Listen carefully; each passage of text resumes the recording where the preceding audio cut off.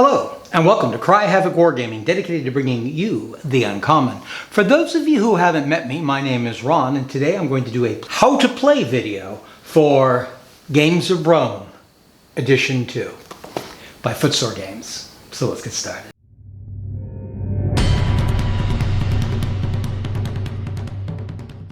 There was a request on the Facebook page for Games of War regarding the second edition for a how to play or step-by-step on how the rules work. So this is my attempt to satisfy that need.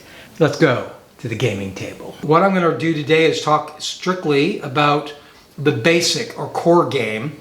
The way the game rules are written is there's the core game to get you started, and then go into the advanced game. And the difference is not that severe between the advanced game and the core game. And I think many experienced gamers could easily just go straight to the advanced game.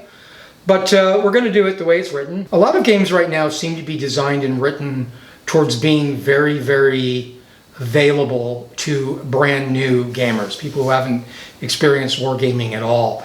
And some games are better examples of this than others. Games of War now has a starter set where you get the tokens, rules. I think you buy the rules with the box. Maybe it's bundled, but it definitely comes with tokens, some starter Sarissa terrain, and some sprues of the plastic figures to get you started in the game. And the way they teach the rules with learning the core first seems to be designed and geared towards that as well, to help the brand new player get into the game. And there are some things about this game that are very, very different than any other game that's out there. But a lot of the things are very similar and you will recognize. And we'll talk about some of those differences as we go through this, because as I say, this is meant to be a step-by-step. That's what I was asked to do specifically, was a step-by-step. So hopefully this is exactly what the original poster on Facebook was asking for. We'll find out as we go through it. This is a basic, usual type board. It is a 3x3. They recommend that you have a piece of terrain on each square of your terrain, that each 1 foot square.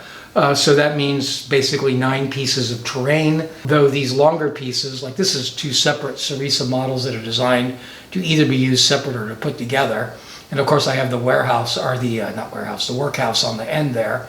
Those longer pieces will take up or count as 2 buildings, taking up 2 squares. I think an overly crowded table is better than an under one, except that it does need to be possible for the gangs to move everywhere. The gangs have to actually be able to fit in an area for them to move through the area.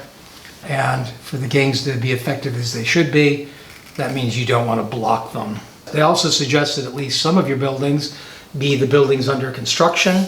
Rome was constantly being redeveloped, and old buildings were being torn down, either because of fires, which were very frequent in some of the insulae of Rome, but also just from modernization and the constant birth and change and alterations of Rome over its history. But because this game allows for vertical play, it also adds to the gameplay a lot, and some of the fun of the game, to have these under construction buildings with scaffolding and things to add to it. In fact, in the advanced rules, there's rules for throwing building materials like ceiling tiles and bricks, and I have plenty of markers to allow for that. They're not painted yet, so often I use them as scenery pieces anyway. In fact, the game rules say that those should be on bases to signify that they are throwable, and I've been hemming and hawing about that. I kind of like the idea that if there is a, like over here on that building in the far back, I think that's an old Grand Manor building, but you can see there's some pots in the doorway. No, not painted right now. I apologize for that. A lot of my Roman stuff is not all complete yet. But I kind of like the idea that if you want to throw that pot, you can throw it, whether I determined it as being pre-throwable or not. But the rules do say that they should be on little bases to suggest they're throwable. The basic game also uses pre-designed characters, 4 characters, for what they call the blue and the red team. Actual character development rules are covered in the advanced game.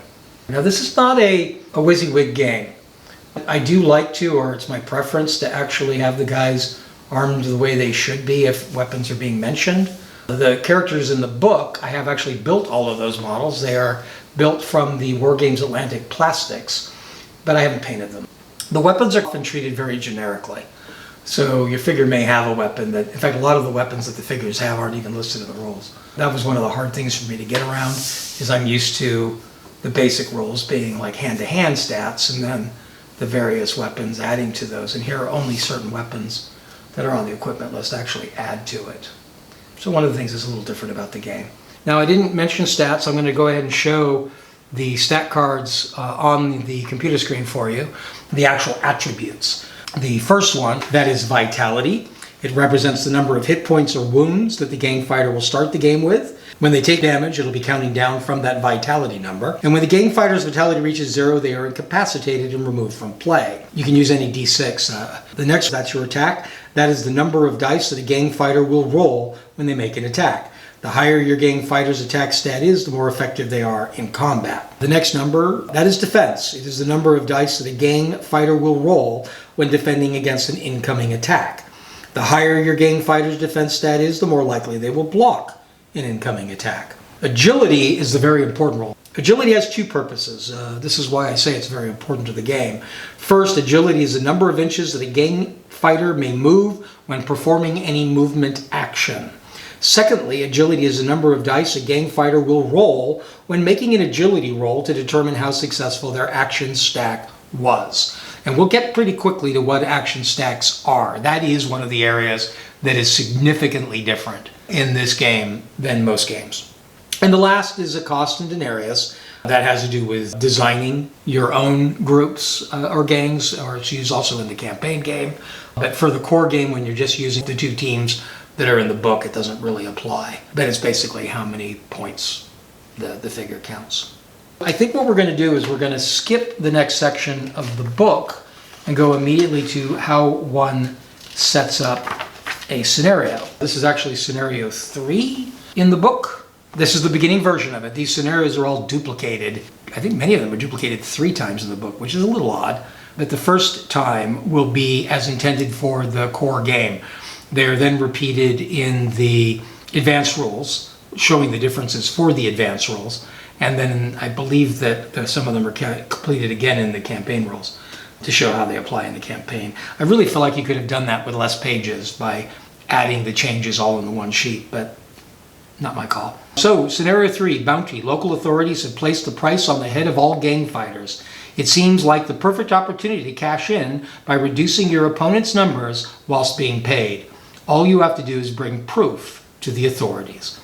So the setup is going to be that player A will start on the far side of the table, over the side with the temple on it, and player B will start on the side from where the rostrum is here. For the scenario, no objective markers are placed on the table at the start of the game. Usually there will be objective markers on the game. This is a game about taking objectives, and this one's no different, except here an objective falls when a gang fighter is removed from the play.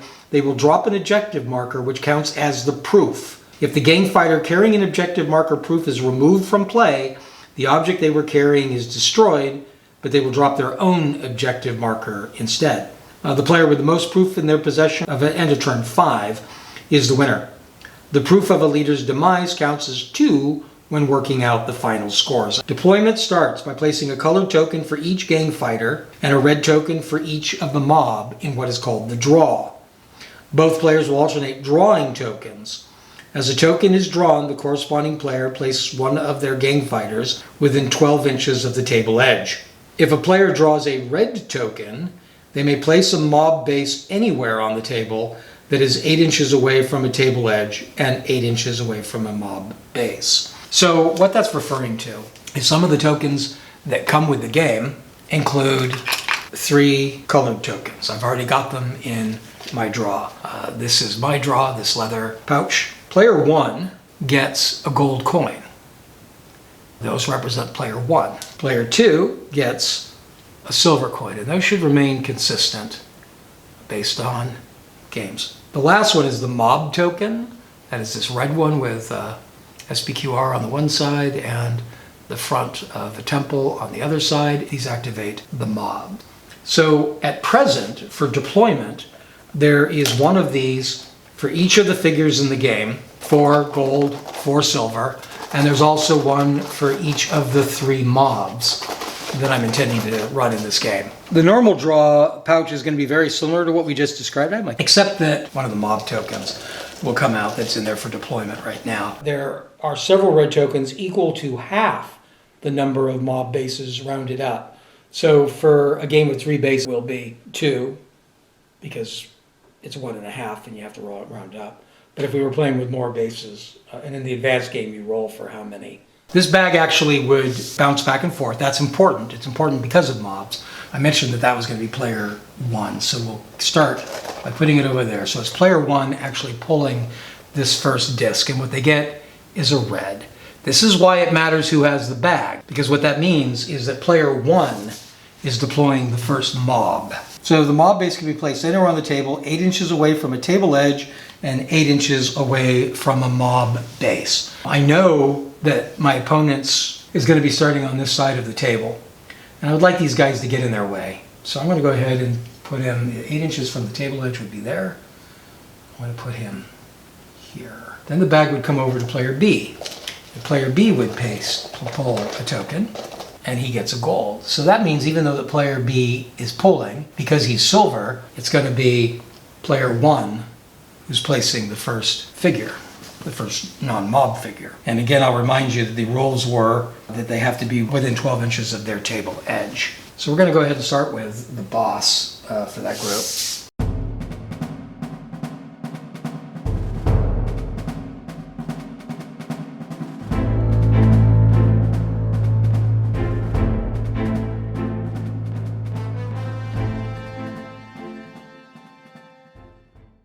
So all except for one of the reds goes back in. So the mobs will not all activate each turn, although the players should. A game consists of 2 phases, the round sequence, as they call it. The round sequence starts with the activation phase. That's where most of the action of the game occurs, and then it goes into the housekeeping phase, which is where you pick up things you played and stuff like that. Reset the game for the next action. So the game is going to begin following the sort of procedure we just did, except now with activations added. So player 1 will go first. We probably should have rolled off for player 1 instead of just declared it, but I decided to just declare it. So what's going to happen is that player 1 is going to reach into that bag. So the first activation, we pull a disc, and what he gets is a silver. So that means even though player 1 pulled, it's actually going to be player 2 who takes the first action. The activations in this game are move, that allows you to move up to your agility stat. Attack, either with melee, grapple, or ranged. Melee is obvious, that's hand-to-hand. Ranged is obvious, that's you're throwing any items or shooting bows or slings. Grapple's a little different. Grapple would be to throw people either off of scaffolding or off of heights or at other people, things like that. That can vary in its purposes, and it can actually be more devastating if you're throwing them off a building. There's leaping. You can jump from building to building. You can climb to get up on buildings or up on scaffolding. Blending. Blending has to do with moving with the mobs. You can pick up and put down. So that's taking up the objectives, for instance. You can push or pull. That usually is referring to moving things on the table, like carts. And you can exit a mob. Bind is healing. I don't think I explained that. Now, blending is moving into a mob. Exiting mob is obviously leaving a mob. But you can never blend and exit on the same turn. In fact, exiting a mob always has to be your first action. So commonly you can only stay in a mob for 1 activation. Activations are going to be geared by what is called an activation stack. You can never do more than 4 activations in an activation stack. You don't have to do 4. The higher amount you do, the greater chances you are of failing some of those activations. And failing an activation causes you stress, which will temporarily lower your agility and reduce the number of actions you can take the following turn. I'm going to do a move action. So you start by marking your intentions, your intended actions. I'm going to activate Rufus. Rufus is going to have to first move because he's too far away to blend. So what you do is you place this where the move is going to end. So it's right next to the mob.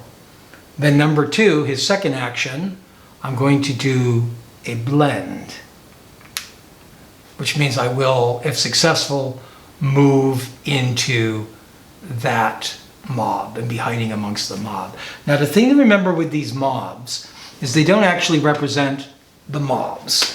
The idea is that this whole table is actually covered with huge population moving about, doing their own business, and trying to ignore us. There's things that they cannot ignore that will affect actions they take that we may want or may not want them to take. But this is not one of those. Blending is actually relatively easy. So that's all I'm going to do. That's 2 actions. So what I now do is I take the dice for the game. These are activation dice. The dice that are made for the game are Roman numbers. I actually have a number of reproduction Roman dice, which I wouldn't mind using for the game for looks. But the nice thing about the dice they make for the game with the Roman numbers is that 4s and higher are your successes. That's what you're always looking for. So the advantage of the Roman numeral dice is if it's got a V on it, it's successful. So Rufus is going to roll, his agility is 7. So he's pretty agile. I'm going to roll these 7 dice, and I'm looking for things with V's on them. So I got 5 successes. I could have done 4 things, but I didn't. I was only doing 2, and I have 5 successes. If I had had only 1 success, I would have made the move, but I wouldn't have been able to do the blend, and I have to look up what that means. There's charts that talk about what each failure means. But I didn't. I was successful. So that means that Rufus has moved up and he has successfully blended with this mob. Oh, I was explaining. Mobs are the openings, basically. They're where you have an opportunity to interact, whether it's a positive interaction or a negative interaction. But the reason that's important, and it's the whole reason I did this blend, is when I exit the mob, I can exit from any of them. I don't have to exit the group I just entered into. This is when you're watching a movie or something, when people move amongst the crowd to hide from their opponents and are trying to move through it to get away. In fact, certain weapons make it impossible to do this because they're too obvious and dangerous and scary.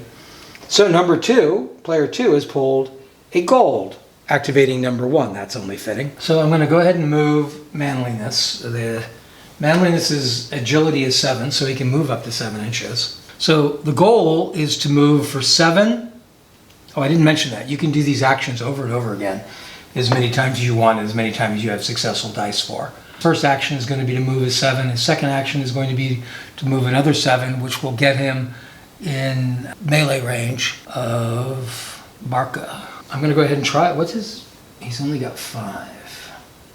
I'm going to try to do a third action, which will be to attack Barca, but I think I'm going to leave it at that because I only have 5 dice. And I feel like I'm kind of pushing it to do 4 things. So, I roll. I only got 2 successes. So what that means is that Manlius he makes the first one fine, the second one fine, so he actually gets into base-to-base contact with Barca, but he fails the 3. What that's going to do is it'll put a stress on Manlius, which means he'll only have 4 dice to roll his next turn. I'm going to activate Barca. Barca's got a 6. So he's going to use all 4 of them, hopefully. Fighting works a little different. But he's going to try. So Barca's going to have to roll his dice. He's got 6. So he has to roll to see if he even gets these attacks he wants. Roll his 6 dice, and he only gets 3 successes. He's going to get 3 attacks. So these are melee attacks. In the combat, the melee attack is the basic attack of the fighting. It's the most basic. We have to be in base to base to do it, which we are. You have to have the successful number of rolls. Roller attack stat. So Barca has an attack of 6. He's going to roll those 6. And I think I'm going to use my other dice for the defense. I don't like these other dice. I love the way they look, but I think they will be more obvious for our purposes here in showing a game than the other dice are. Maybe they aren't. I don't know if you can see these at all.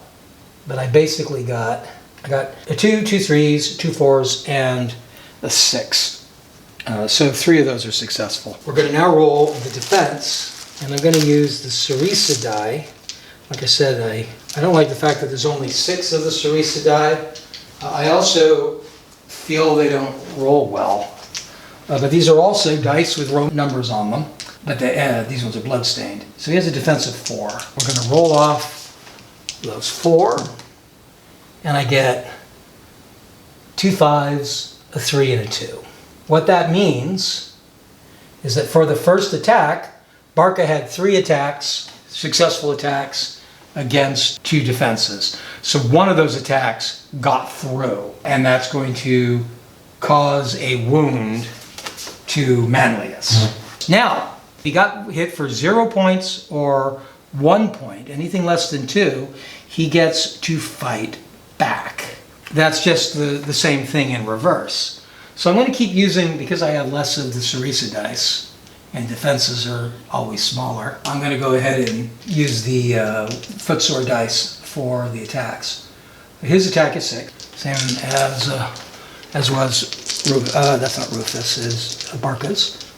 We roll, we only get 2 successes, a 4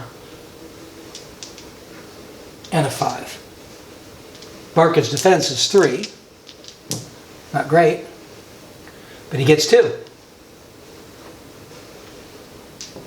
That means that there's no damage done back. That's important, because after all combat rolls are completed, the game fighter that inflicted the most damage is the winner of the combat.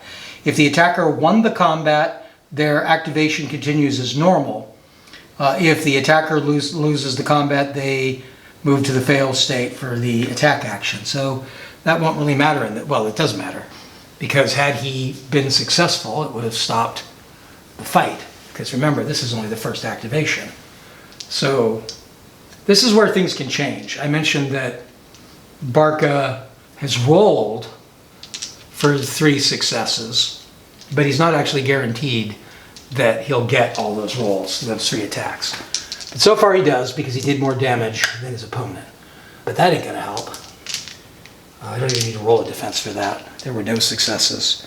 So his second completely was blown. Manliness can fight back, so he's going to. And he did much better. Oh, a whole lot better. There's no way Barca's not getting hit this time, because he can only defend for 3, and he's been hit 5 times. And he stops none of them. That's not good. He takes 5 hits. Can he even do that? Yes, he can. He can't take much more than that. So Barca is nearly killed. And that's an example of what I was saying. Because this is only the second activation, he rolled successfully for 3 activations, but because the defender, in this case Manlius, did more damage to him on that second action than Barca did, it means that this fight was won by Manlius, and it stops his activations. So he doesn't get an extra stress for that. You only get the stress when you fail your agility roll. So he gets the stress for failing to get the 4th action in the first place. But by having lost the fight and not being able to do his 3rd action doesn't count against his stress. But that does end his turn. I just realized I forgot something. When you attack within a certain distance of a mob, the mob is supposed to react to that. So I forgot to roll a mob reaction. At times, a mob may be forced to react to a gang fighter's action. An action will state if and when it triggers a mob reaction.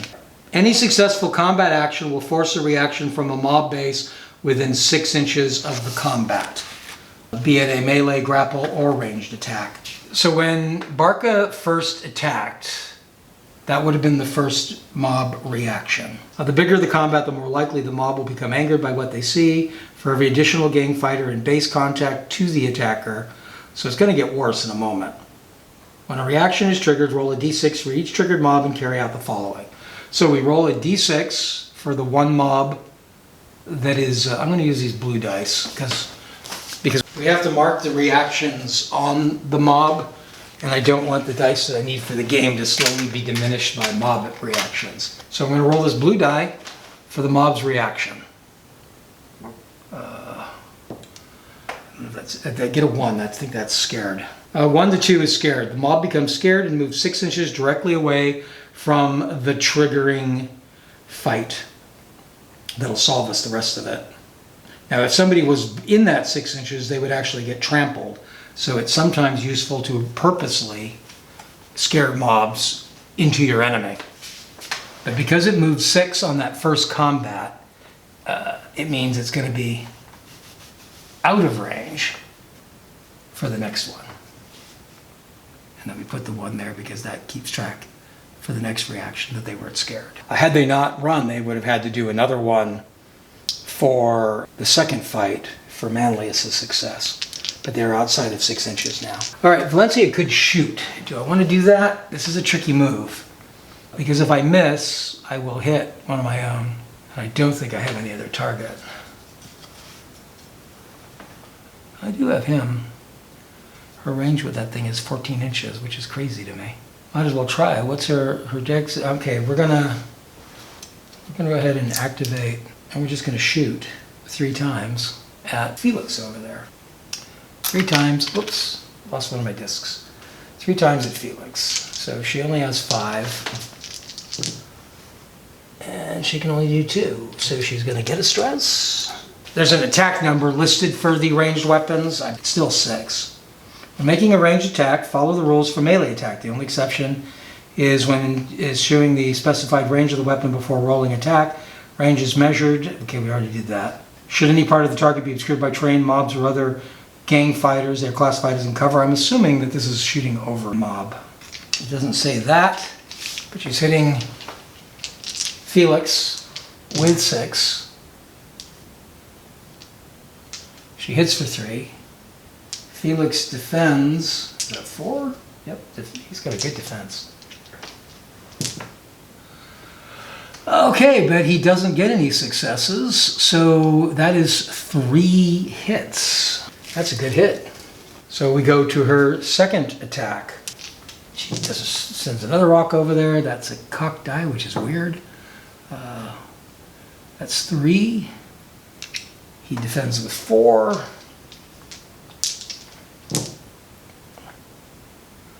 He stops all of them. However, if all hits from a ranged attack are successfully defended, the attacker's activation will end, unlike a melee attack. So that does take away the third fight. I don't know. For mob reaction, I'm not sure if it is the shooter or the shootee that affects the mob. Any successful combat action will force a reaction from any mob base within 6 inches of the combat. I don't know. Is it? I think it's going to count. I think that's got to count, right? I'm going to call that counting because I feel like it's got to be either the shooter or where it lands, since the combat was over both, and that's kind of how it was worded. This is where the dice that's on there is going to matter because that affects the next die roll. That just means there's a -1 to the die roll because they weren't scared. We're going to roll the die. There's a -1. We get 2. That's 1. They're still scared. They're going to move away. Now this is where this gets hard because I'm not clear what away from combat means. Do they run to the shooter? I'm going to say they move here, away from both of them.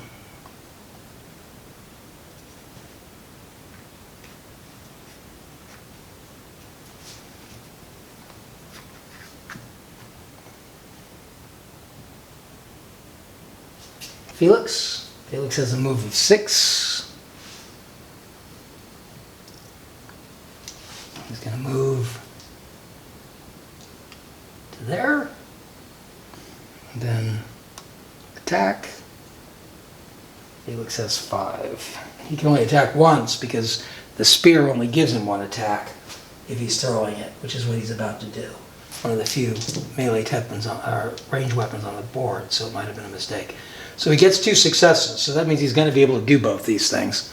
So he's going to go to here, and then he's going to get to roll his throw. His attack, he has a 7 attack. He only gets 2 hits though, that's not great. Valencia defends with 3, the usual 3. She stops none. So she takes 2 hits. That's enough to stop her from shooting back too, because it's 2 hits. Marcus down here wants to attack Valencia up on the top there. So this is going to be another stack like what we talked about. Marcus has an agility of 7, so he's got a pretty good chance of making moves. His first move is going to be a climb. Climbs work by moving a distance up to the gang fighter's agility value if he gets a success, in inches vertically. All climb actions must be in a straight line. So what that means, he's got a move of 7, his agility. That's going to take him up there. That would be his first. Then he's going to move to get over to Valencia. And then he can use his 3 and his 4 to try to hit Valencia. Again, because he has 7, he's going to roll all of the dice. So he rolls for his activations. He's got 5. So his first takes him there. His second's going to take him up here to there behind. There's no facing in this game. But in theory, it's behind her. And then he's going to swing for his to hit. His attacks are 6. So he didn't do as well on that. He gets 2 hits. Valencia has a defense of 3. So she stopped 2 of those, so she would take 1 hit. 1 hit, that of course means she does get to fight back. Her attack is 7.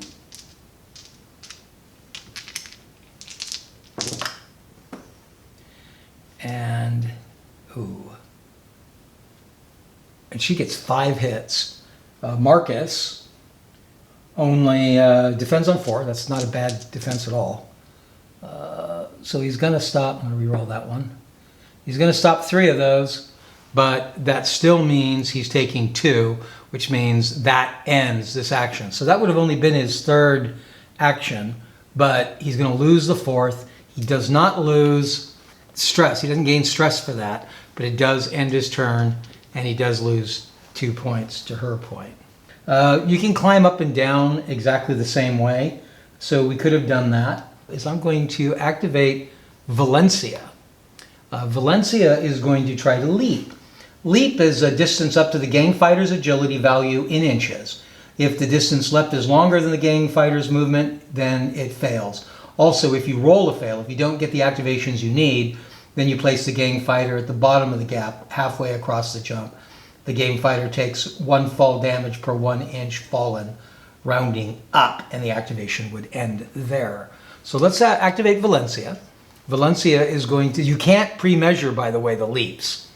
But she's going to try to leap over to here.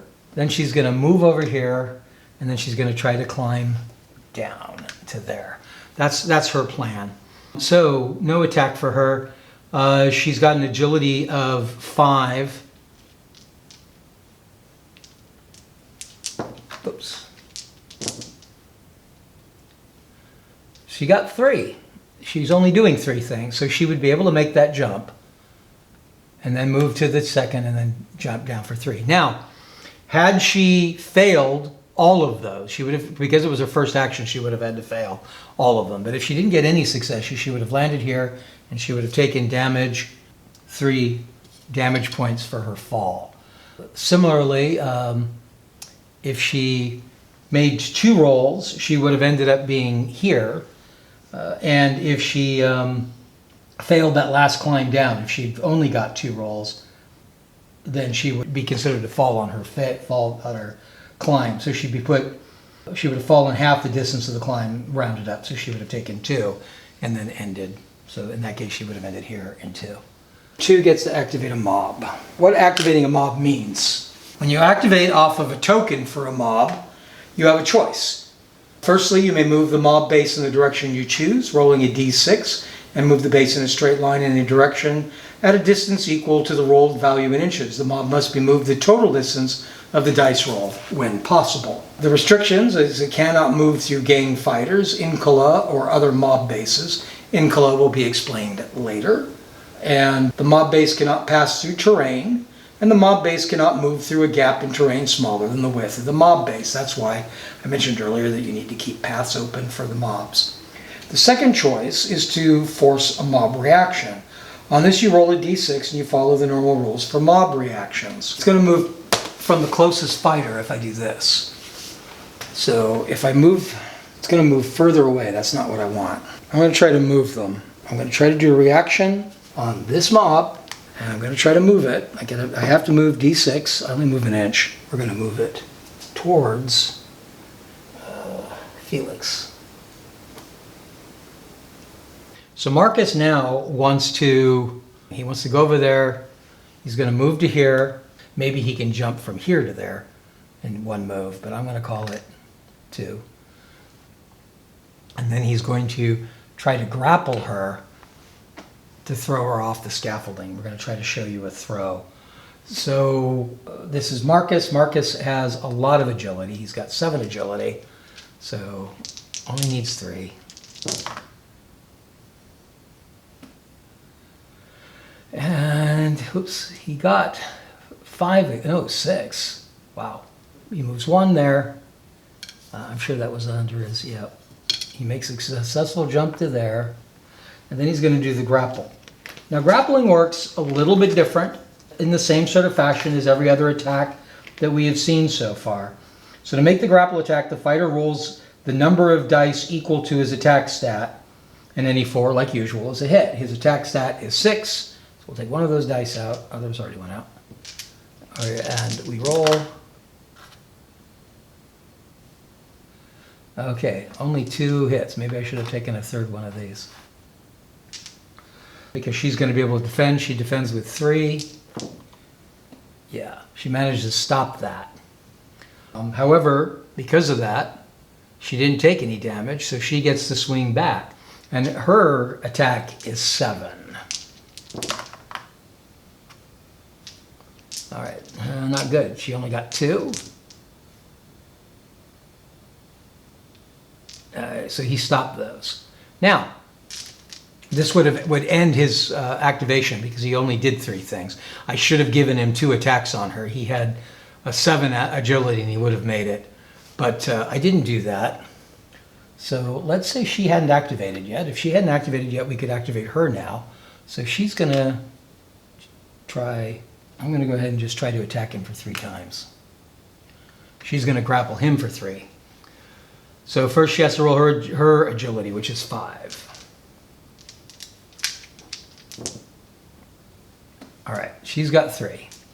He defends on 4, so he could possibly stop those. He does. He gets the swing back. He attacks with 6. He's going to grapple her. All right, he's got her this time. He's got 4 hits. She can only defend 3. I'm going to re-roll that one. She only stops 2. He wins by 2. What that means, number of hits exceed the number of successful die. The defense will be thrown an equal distance equal to the difference in the direction of the attacker's choosing. Successive 2, which means 2 inches. So she can throw him 2 inches. She's going to throw him just straight back. Yeah. She's going to throw him backwards. He's going to hit this wall, and then he's going to fall. He's going to take damage for hitting that wall. If the gang fighter hits a solid object when thrown, they take damage equal to the distance traveled in inches until they make contact. So that's 2. So he's going to take 2 inches when he hits that wall. Because he's thrown from elevated, he's then going to fall and get damage for 1 inch he's fallen. This is probably 2, yeah. I'm sure it's round up too. So 2 for that and 2 for falling, and he would take 4 damage and end up over here, down here. That is a grapple attack. Could show a push, I suppose, but I don't really have anything to push. Push or pull, move a piece of interactive terrain a distance equal to half your gang fighter's agility in inches. If an object is pushed off the height onto a gang fighter, so you could push things like a wheelbarrow or something off the rafters down on people. You could push a cart in somebody's way. If you fail the roll, you just ends your turn and you don't get to do the thing. Kato. Doesn't have any stress. He's got 7 agility, attacks with 6. This is dangerous because Kato could die on return shots, but Kato is going to attack for 4. I'm attacking Nero. Nero's not as badly beat up. First we have to roll our agility. So his agility is 7. This is risky because I think it looks like I did not do well this fight last time. So we're rolling 7 dice and we get only 2 successes. That's not good because we had 4 things listed there. So that's 2 stress for next turn. We're going to attack with 6 for the first attack. That is good. That is 6 hits. There's no way that Nero can defend all of those. Nero defends on 3. He stops 2 of them, but that's still 4 hits. That's going to bring him to 6. Wow. He doesn't get to fight back because he took 6 points of damage. That is rough. And I still got my second because I only blew the other 2. So we're swinging again. All right. This could kill him. This will kill him because he just did 4 hits. He can only stop at maximum of 3. He only stopped 2. So that's enough. The way this scenario is played is when a person is killed, they drop a objective marker representing some proof of who they are. Nero is gone. Barca, who is right here. Barca's in bad shape. Oh, Barca needs to bind. He's got stress, so he's only got 5 dice. I don't feel like you can bind if you're in a fight. Let's check that real quick. Bind. Roll a d6 if the result doesn't say you can't. All right. Doesn't seem to make sense to me. Gonna make between 1 and 3 points back if he successfully binds. I could try to bind more than once. Now we're gonna go ahead and try to bind and attack twice. So he only gets 5 dice because of the stress. So the stress will come off now. He gets 2, so that stress is going to go back on for the 3rd because he failed that. The bind, we roll a dice to see the effect. I rolled a 3, 2 through 5, heal 2. So that's going to bring Barca to 3. That may have saved his life. First action, his second action is going to be a combat. For this he gets 6. He hits for 3. This is hitting Manliness, however, who is the guy that defends on 4, so he could actually stop all of those. He doesn't. He stops 2 of them, though. So Manliness does take 1 damage. That ain't good for Barca, though, because that means he can attack back. He attacks with 6. Only gets 2. That might help Barca. Barca defends on 3. He could stop those. He does.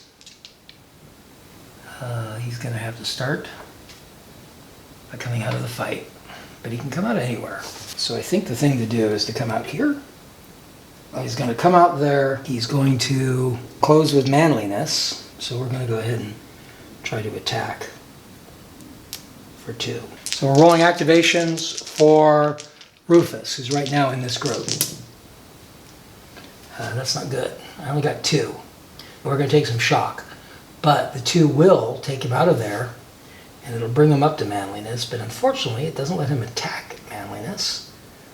And it's going to give him 2 stress. Felix is down. Can't do a lot. Felix can close, and he can pick that up.